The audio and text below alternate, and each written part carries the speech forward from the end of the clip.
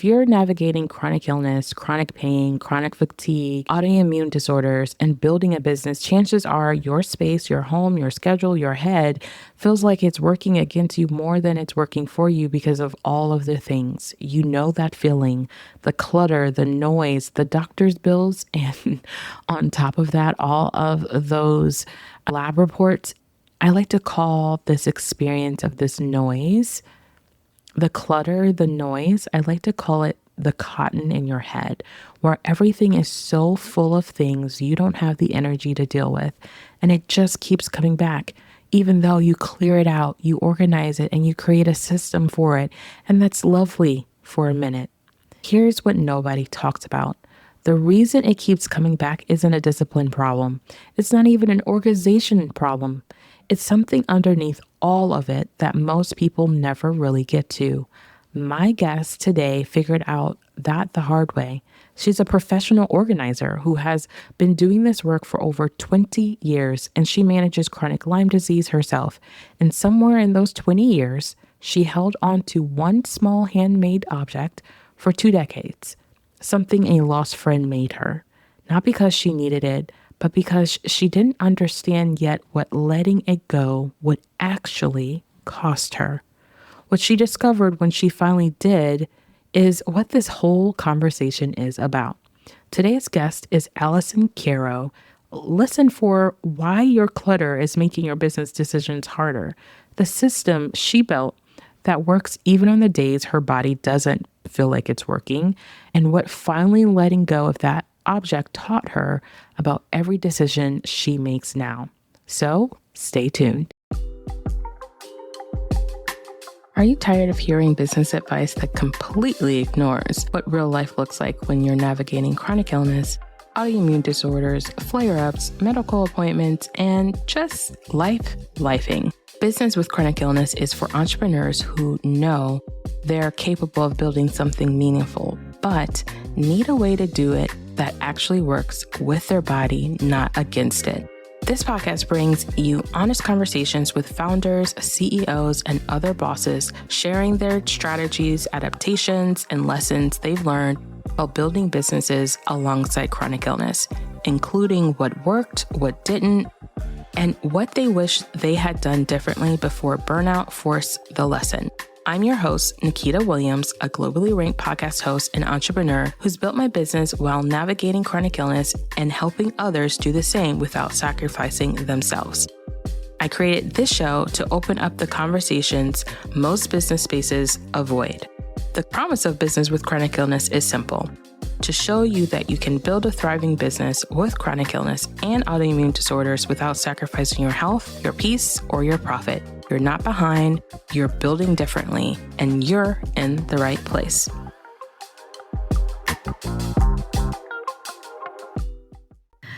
I am excited to have Alison on the show. We are going to get talking about some organization, or I like to say it's just like really creating more ease, peace in your life. I think we don't talk about it in that context. Organization feels heavy, right? I don't know if it feels heavy for some people, but please tell us who you are, where you're from, a little bit about you, Alison.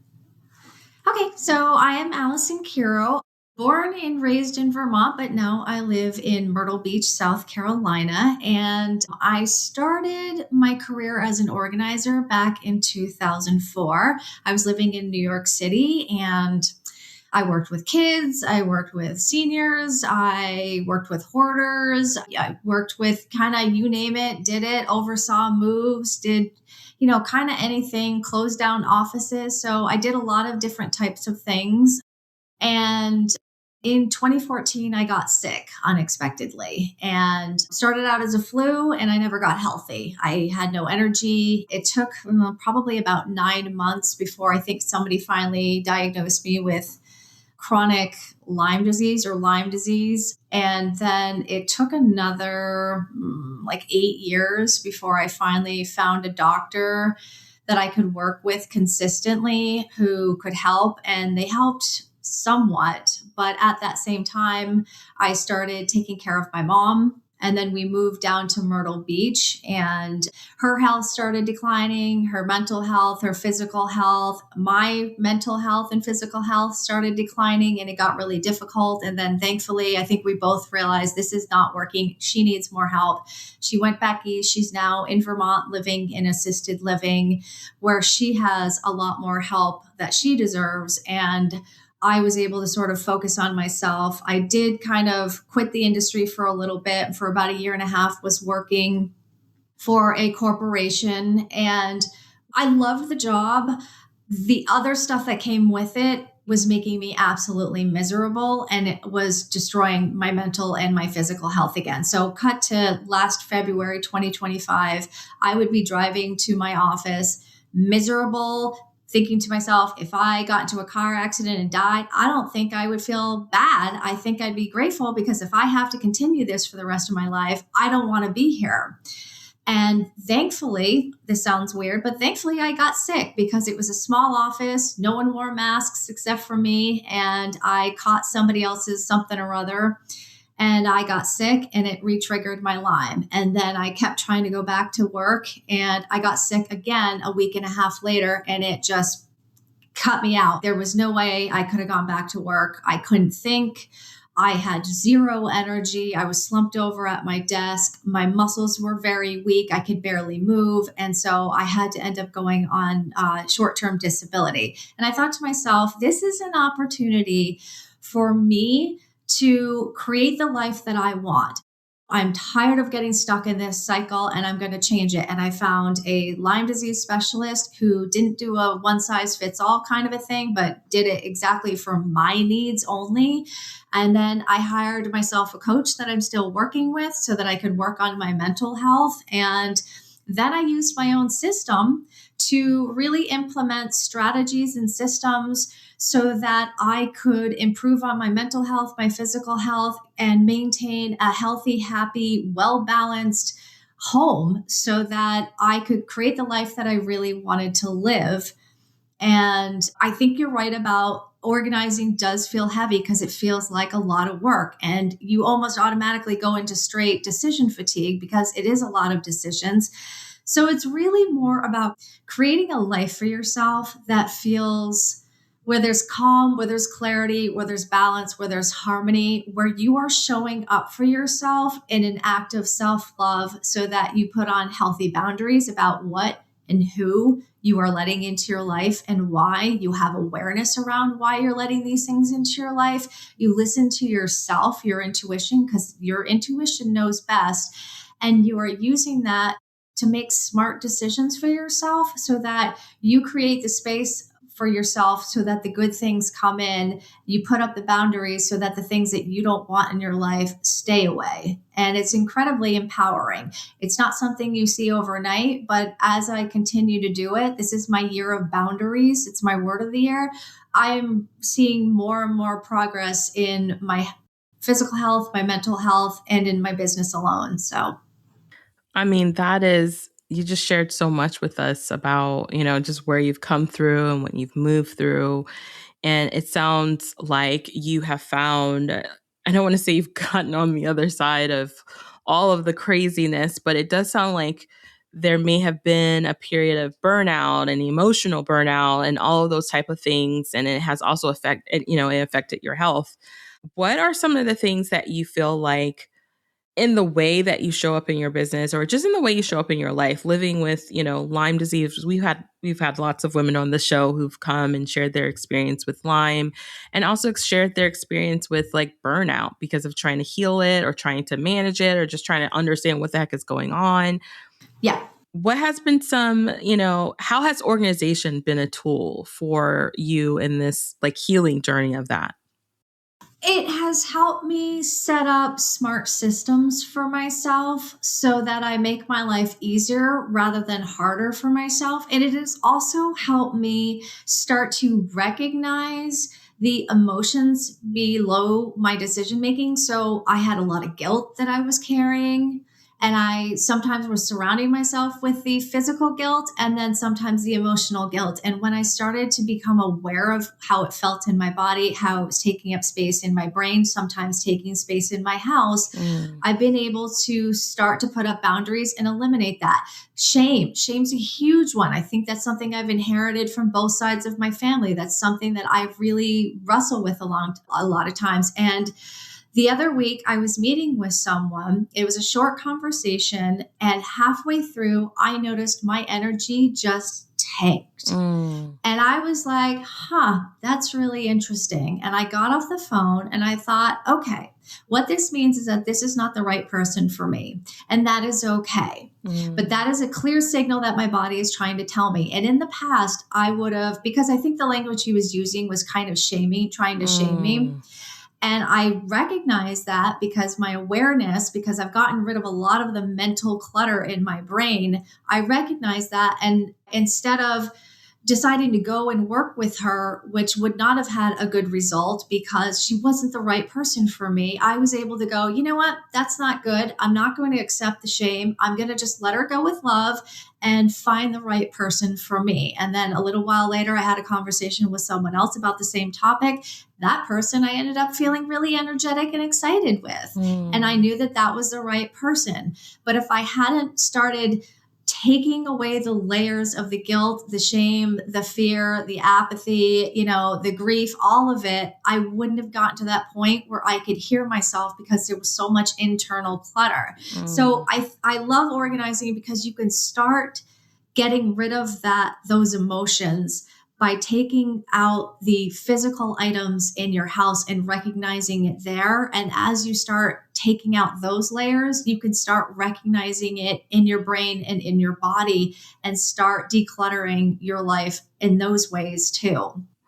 It's so interesting that you mentioned systems when you first started talking, like how, you start implementing systems, and then you also started sharing, how that kind of translated into those systems being that you started to acknowledge and be more aware. It seems like more like attuned to the feelings, the vibe, the energy of other people and things like that. And it's interesting because I think we talk about systems like my therapist asked me, she's like, "What are your life systems?" And I'm like, "Girl, I get up, I do a thing. I like, I'm doing the stuff." I'm like, I don't call them systems, but how would, like, if someone is like, "Okay, Allison, so what kind of systems are we talking about? Are we talking about like a very rigid, like this goes here in my house and this happens every day in my house?" Like when you talk about systems, what does that mean for you?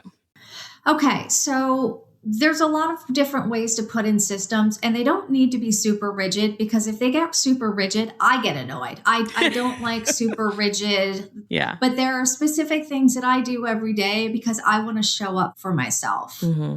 And so one of the ways that I do it is I get up and I journal for 10 minutes because if I do that, if I'm cranky, I get it out. And it also allows me to plan my day. So I've allowed myself 10 minutes to just sort of be. And then I brush my teeth. And then I have another system where I'm going to stretch my body. I'm going to start doing some exercises to make sure that my body moves because I need a lot of rest. So it's important that I get this exercise for my mental health and my physical health. Mm-hmm. I eat my healthy breakfast. I go out for a walk because I want to get the sun before it gets before it starts damaging my skin, and get some exercise. Yeah. And then I have a specific time where I start my work day.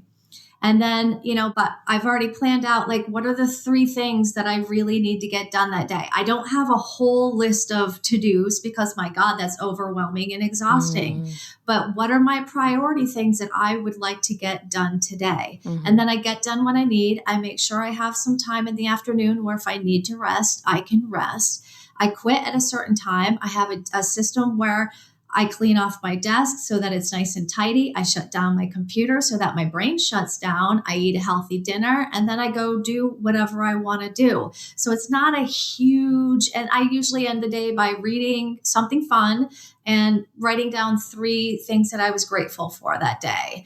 And so it's not super structured, but it's a helpful system for me so that I know that I have time to get everything done that I really want to accomplish. And I'm showing up for myself, my mental health, and my physical health. Yeah. But you could do a simple system like for laundry When I am, I just did laundry the other day. I put it all out on my bed. My system for doing laundry so that I'm not running all over the place is I put all of the like things together. So the socks with the socks and the towels with the towels.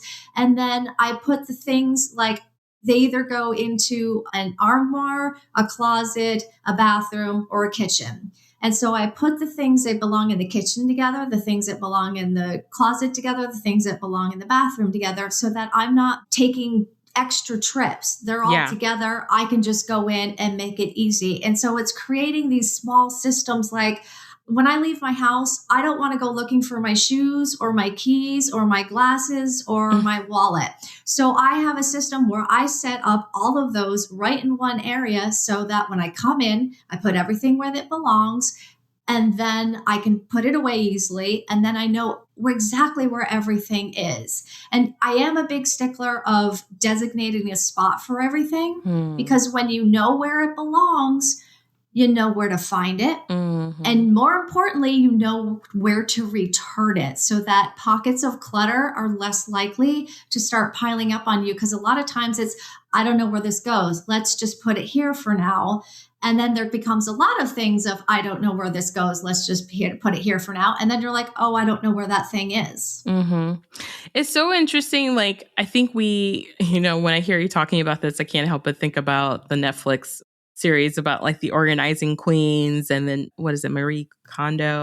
Yeah. Yeah. And just like there's so much emotional, and you brought this up earlier, there's so much emotional baggage with our baggage, like with our literal spaces. There's so much emotional trauma like that's connected to the spaces in our home or the things that are not even, maybe it's not even cluttered. It's just kind of like unpersonalized because there's an aspect of, trauma or guilt or shame and things like that, we're talking about. I'm curious for you, how have you seen in the past? And I know we're kind of talking a little meta here from like coming from a place of being like working through healing, working through the trauma and experiences living with chronic illness, being in a job that you didn't want to be in, to like, now I have these systems in place. Now I have this, like, now I know what I'm doing. I know where I'm going. I know what's happening. I'm curious to hear, how emotionally is that different from before when you were not in this space? What did that look like in your home? I was still fairly neat, but I was still miserable. I hadn't completely worked on the clutter in my head. And it also sort of took a long time to find the right systems that actually worked for me. But there have been times where, I have held on to, it may not be where there was a lot of it, but there still was some of it. Like items in my closet of, I gained weight and I don't fit this anymore. And I'm going to keep that as a way to get me to lose that weight. And you're using that to shame yourself. And honestly, if I had lost the weight, would I have gone and put those things back on? Most likely, no. I would have gone and bought new clothes, like, yay, me. Yeah. And so there was that. There were gifts that people had given me that I just did not like. And instead of being like, thank you so much, I really appreciate it, and then letting it go somewhere else, I kept it in my home and it made me feel guilty. Or in some cases, just it was a gift that maybe wasn't a very nice gift for somebody to give me. Right. And it made me feel bad about myself. I had lost a friend and she had crocheted a yarmulke. Neither one of us are Jewish, in high school. And I felt so guilty about the way the friendship was when she had passed away and I couldn't get that time back and I missed my friend. I held on to it for like 20 years until finally I was like, what am I doing? She wouldn't care if, I think she's probably looking up at me going, or looking down at me going, what are you doing? Just get rid of it. Like, you don't need that reminder. You have pictures, you have memories. You don't need to hold on to everything, making it seem like that's her. It's not. She's not there anymore, but her spirit is, and the memories still are. So when I was able to sort of recognize that these little things here and there I was holding on to for the wrong reasons and they weren't supporting me, it felt lighter, and it creates a space so that you can show up more authentically for yourself, and so that you can start letting in newer, better things. And it helps make you just feel like, with these systems in place, I feel calmer. I know where I'm going. I know what I'm doing. I don't have to start from scratch every day. I'm not reinventing the wheel every 2 seconds. Yeah. And I'm struggling with decision fatigue because if you don't have systems in place, you're constantly having to make new decisions that if you had just a simple routine in place, half of those are done for you. You don't really have to think about it. And then the stuff that you really need to think about, you've got the energy and the wherewithal to be able to focus on those big things that you need to make a decision on. Yeah. You made a point about decision fatigue. How does that show up when we're talking about organization? Like when you work with clients, where do you see this like predominantly a strong thing? Well, I think a lot of them they're exhausted by their own stuff. I see that a lot in clients. When I used to go and do it in people's homes and offices, I often would see people walking away from it. And I'm like, Mm. I need you back here. I need your input. You can't just walk Aw. away. Mm. And I think it's that if you're looking at it as a big picture, that's exhausting and there's hundreds of decisions to be made. So if you take a drawer or you take like just your sweaters in your closet or just one surface area, or you set a timer for 15 or 30 minutes and you just take one area, that means there's fewer decisions that you have to make. And so there's different systems that you can set up. There's the Swedish death cleaning, there's the Kondo Marie, there's 4 boxes, there's 12, 12, 12. There's lots of different ways to do it.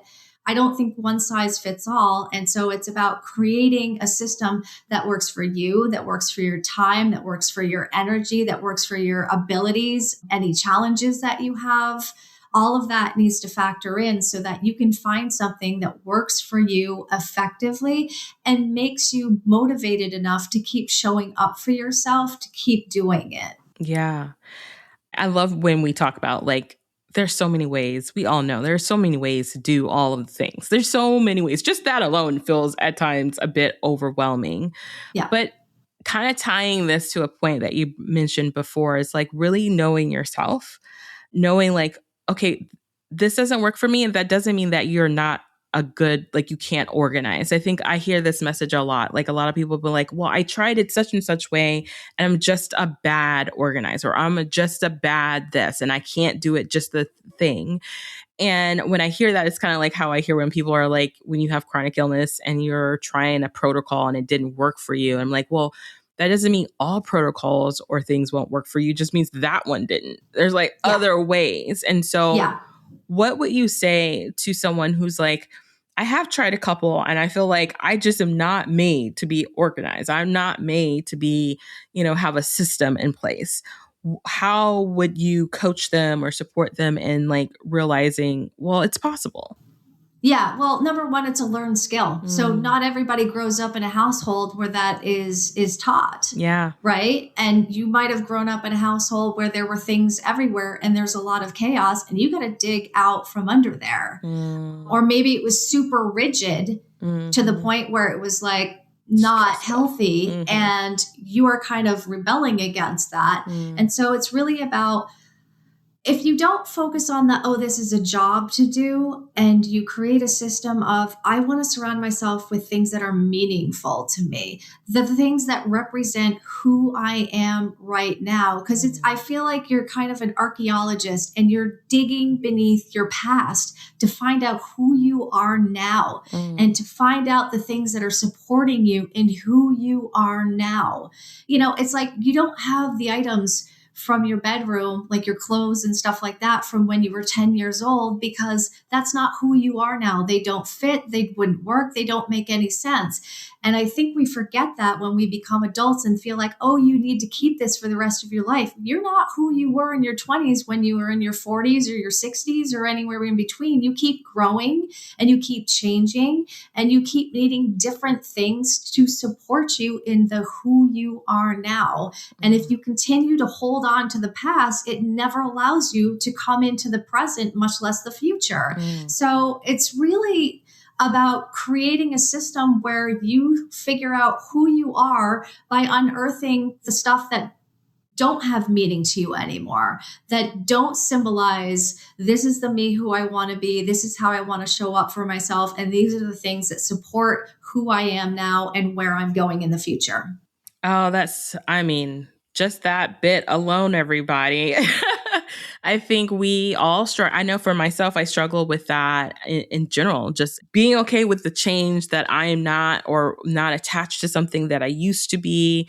Yeah. I know for me, part of my growing has always been like the idea that I'm indecisive or the idea that I can't stick with anything. And it's those narratives that can get in your head and like make you Yeah. keep stuff and stay a certain way.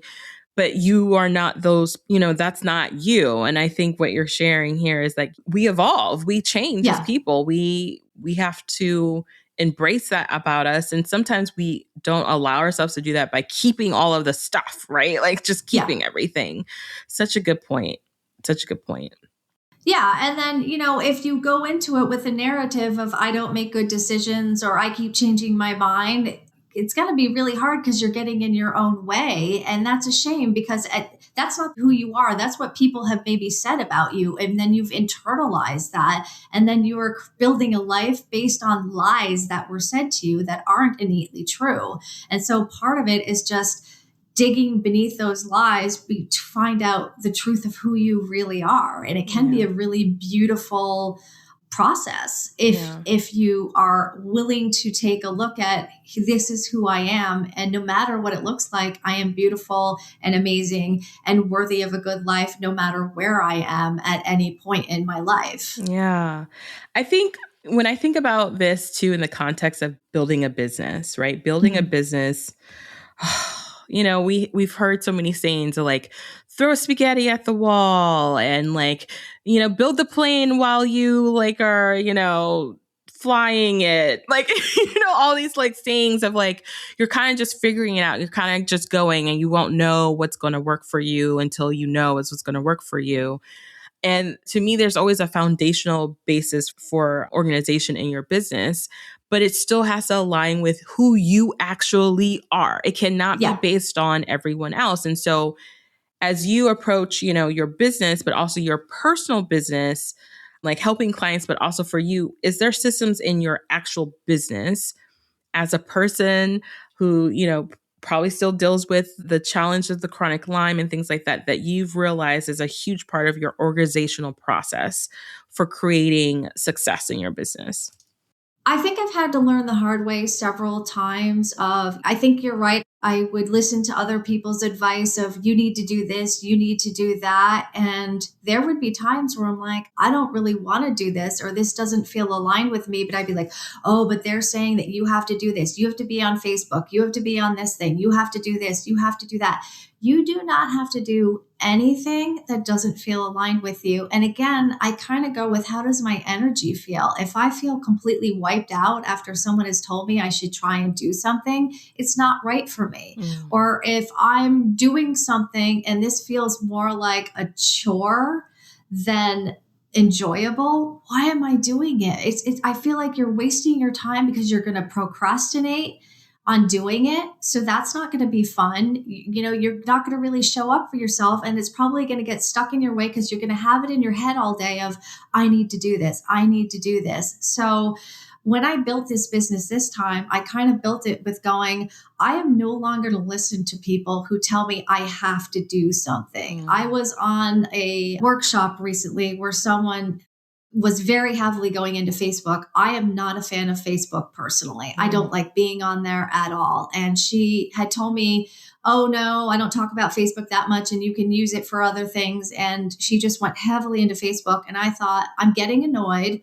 I'm going to listen to that and I'm going to get off this. The people who are on there and they're excited about listening to it should be on there because that's going to work for them. The system she is telling me is not going to work for me because I feel stressed and anxious and annoyed. And you know what? That's okay. And I can find different ways to getting to that success that work for me. You don't have to keep doing everything the exact same way as somebody else. And maybe I'll find something else that works for me. Yeah. That does give me joy, that does fill me with energy. So it's, Go ahead when you're building a business and starting out, try different things Hmm. because you don't know until you try it. But Yeah. if you're in the middle of something and you're thinking, oh God, I don't want to be here, leave. You're not stuck anywhere. You don't have to, you can just say, thank you so much. I have learned that this is not for me and walk away. Hmm. Because then otherwise you're wasting time and building up a bunch of extra clutter in your head by thinking, I should do this. When you're shoulda, coulda, wooding yourself, it's not for you. Yeah, so true. Yes. I always think it's interesting that I feel like that comes from just like school, the way we were Yeah. taught about school. Like school, you have to do it by what they said to do. I used to get so frustrated as a kid because I'm not great at math, but I could Mhm. always figure it out. But because I didn't figure it out the way they told me I had to figure out, like by doing the exact formula, I Yeah. would still get like docked half, right? The half of Uh, the point. And I used to get so irritated by that because it's like, I got the answer right. It doesn't yeah. matter that I would have about it a different way. I got the answer right, but because I didn't do it in that way. And I think in business and life in general, I think we kind of put ourselves in that box of being like, Yeah. they said it works only this way. So then only I can do it this way. And that's the only way it can work. And we have seen that that's just not the case. Yeah. Yeah, it's not true at all. And hey, you never know. You might invent a new way that then helps a ton of other people. Yeah. So, if there were just one path in life, I don't think that there would be a point to life Yeah. because I think half of what we're here to do is to forge our own path, figure out what works for you. I've heard stories of, oh, CEOs get up at 4 o'clock in the morning and they do this, that, and the other thing.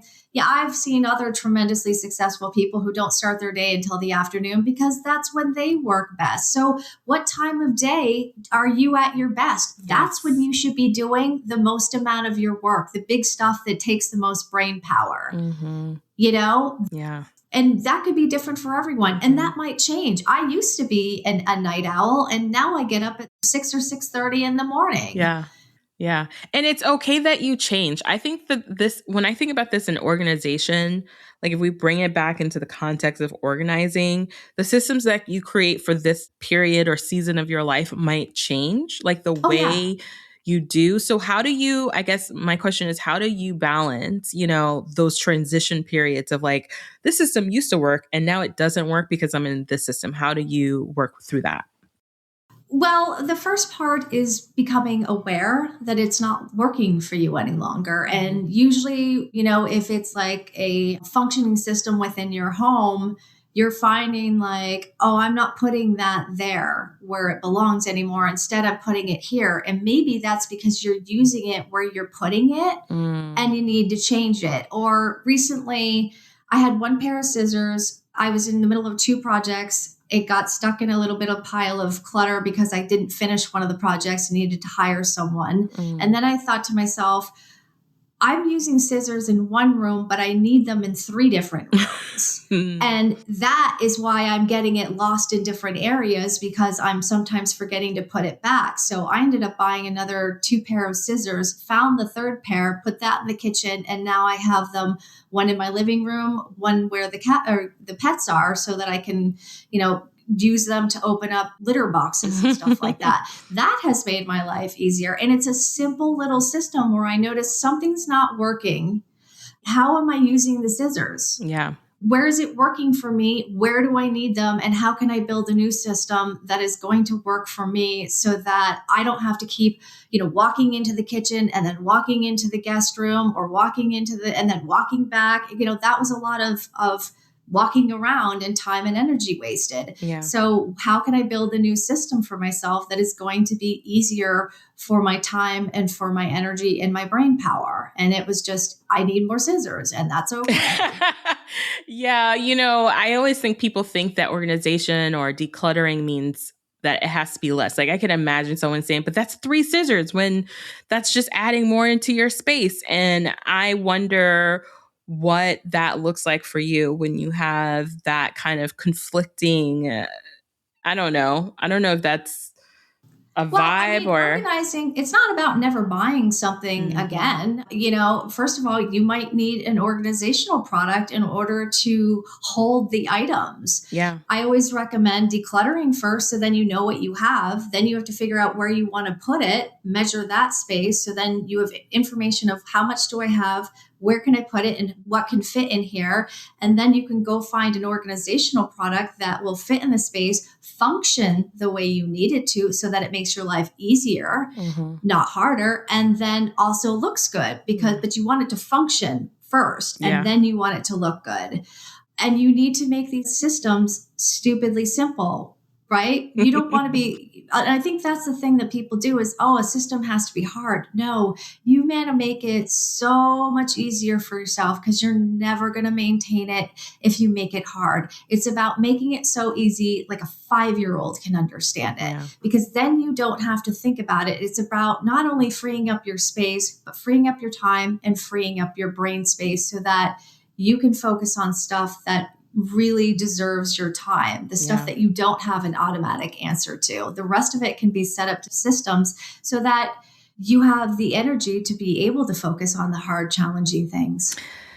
Such a good point. That is like that principle of just like it needs to be simple is in every aspect of everything that we ever do. I truly believe that we overcomplicate things all of the Yeah. time.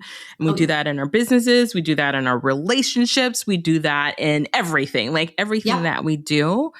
I'm curious to hear from you as someone who is like the chronic being living with chronic illness, running a business and like life stuff. Yeah. I feel like there can constantly be this like shift between following your intuition, doing things that's in alignment, and there's always a growth curve. Like just to your point, like some of us didn't grow up being organized queens and like feeling great about it.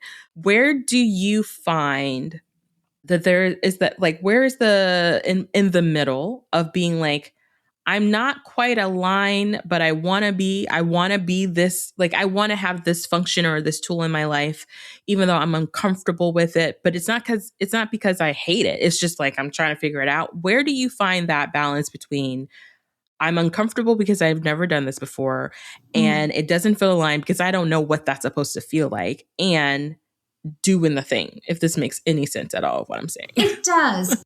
You have to have some grace with yourself, I Mm. think.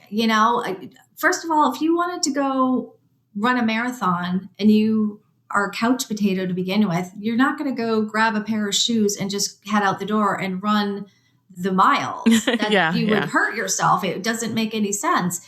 What you're going to do is you're going to plan it like, start with maybe a half a mile or a mile and see how that feels. So it's about kind of pushing yourself a little bit every day to do a little bit more and then celebrating that win of, hey, I did that. I stood up and I did something for myself to try and make my life better. But there's always a transition of, there's new emotions coming up. There might be old emotions coming up, and to be aware that that's going to happen and to kind of maybe observe them, try to learn from them, not have them dictate who you are and how you're showing up. That's easier said than done in a lot of situations because we immediately react and think, ooh, bad feeling. I don't like it. I don't like it. And that can help us go into resistance.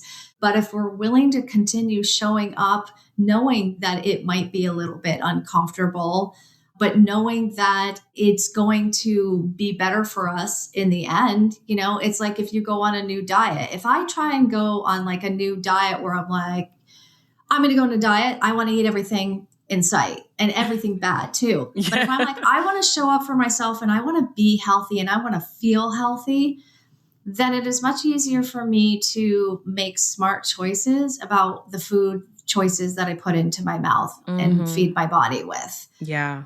And so if you kind of go in gently of, I really want to feel like my home is, when I walk in, I feel balanced. I feel like it's my place to go and feel calm. I want to get a better night's sleep. I want to know where everything is. I don't want to feel like I'm in pure chaos. And I'm going to start a little bit at a time. I'm going to pick like the easiest room that I can find maybe has the least amount of clutter. And I'm going to pick one surface and I'm going to do maybe 10 to 15 minutes a day. And I'm going to keep doing that. And when I can feel I can do more, I'm going to do more. I mean, last year, I have a home. The weeds grow here insanely quickly. And I was like, okay, I do not have any energy. And so what I did was I would go out for 2 minutes at a time and I would pick a little section and then I would go inside and I would rest. And when I had more energy, I would go back out and I would pick a little section. And I eventually got it all done. Yeah. And I just gave myself grace of, you know what? I have no control over anything except for myself. But I want to show up for myself and I want to make sure that my home looks and feels good. And if that means that, it's a little bit messy today, but maybe I could clean a toilet, I'm going to pick that and I'm going to celebrate that win. And then tomorrow I'm going to do maybe a little bit more and then a little bit more. And then it starts looking and feeling good and it becomes easier to maintain. Yeah. But it's going to take a while. I mean, you can't go from 0 to 60. It doesn't work, especially with organization. I agree with you. That's, again, another principle we need to apply to our businesses. Like, you're not going to be, the Instagram queen yesterday, or if you, maybe you were, like, I know for myself, I used to do a lot of social media content, and I've been in business for 10 years online. So for me, it's like, yeah, I used to really enjoy it because it's new and it was fun and exciting and everybody was like doing it. And now I hate it. And now I'm like, okay, how else am I going to show up and what am I going to do? And what is that going to look different?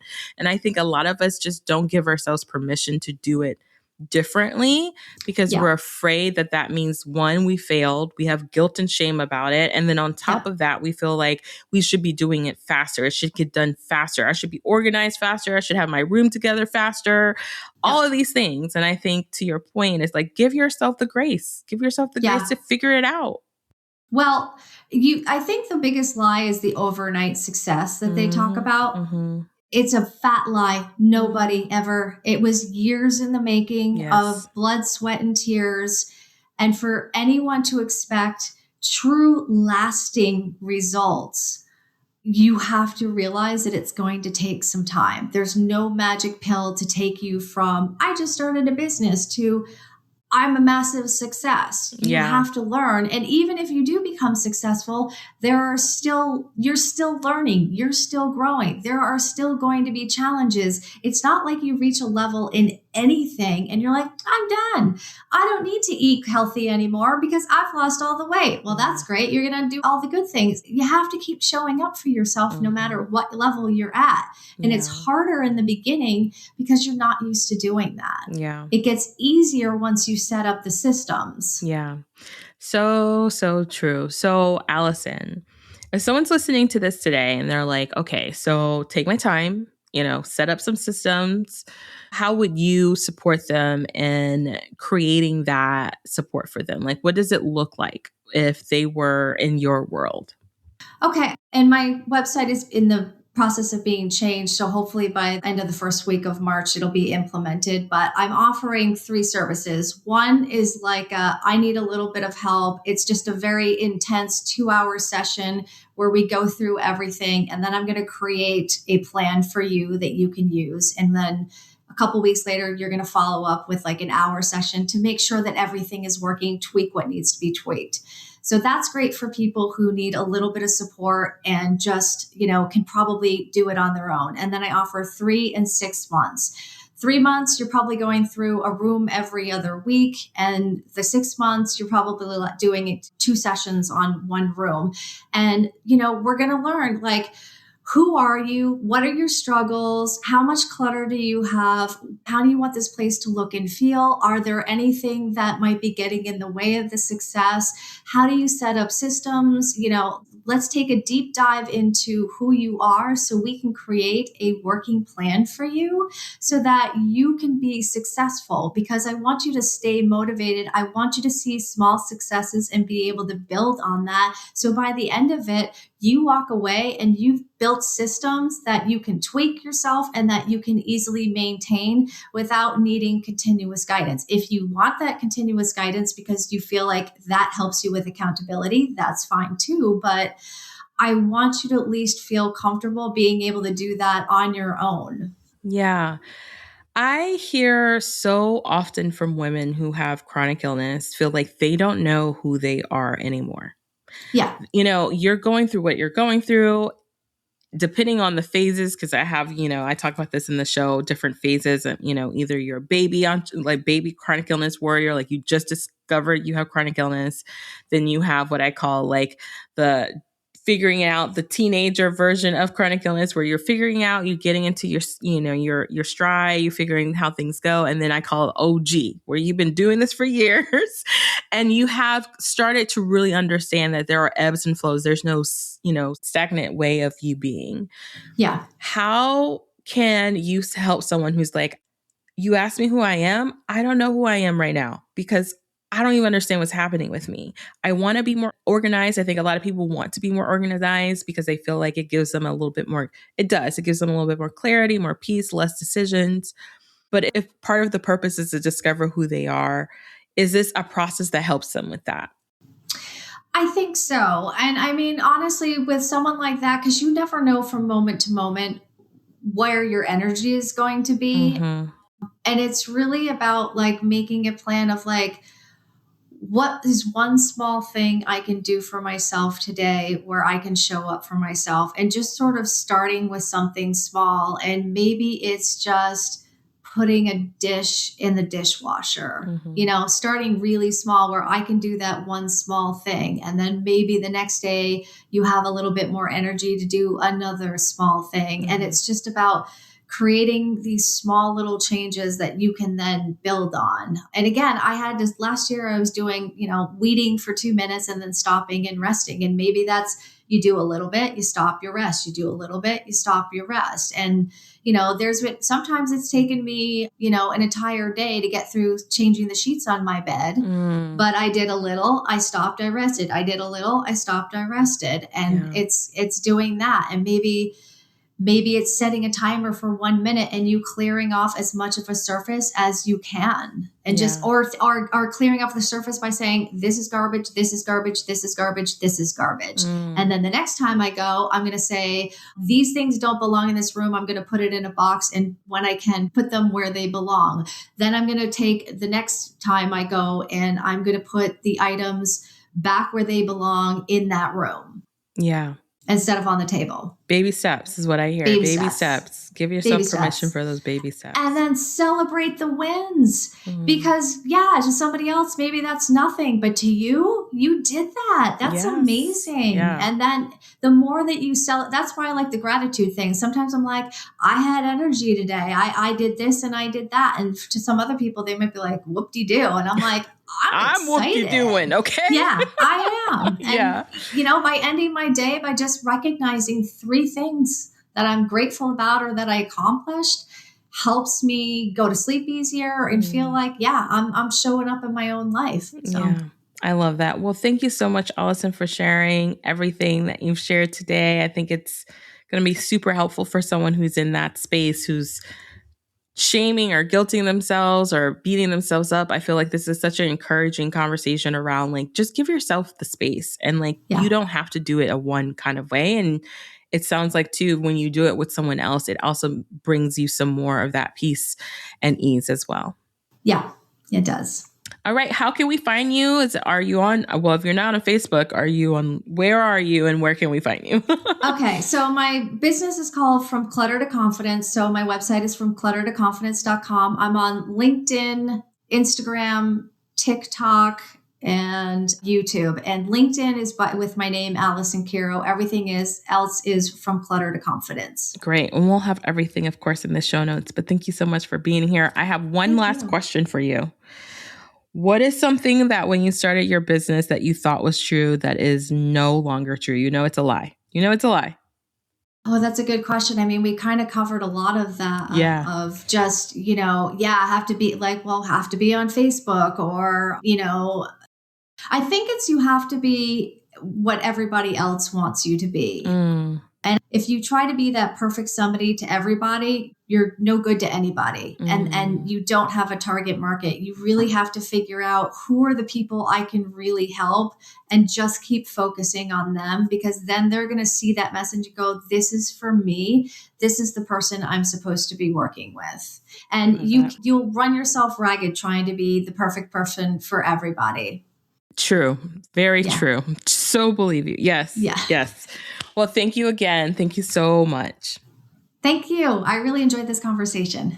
Me too. That's a wrap for this episode of Business with Chronic Illness. If you enjoyed this conversation, be sure to follow the show, share it with a friend, and leave a review.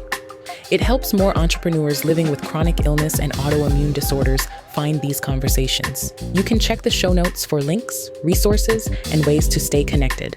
And if you have a question or story you'd like to share, visit craftedtothrive.com to leave a voice message for the podcast. I'd love to hear from you. Until next time, remember you can build a thriving business without sacrificing your health, your peace, or your profit.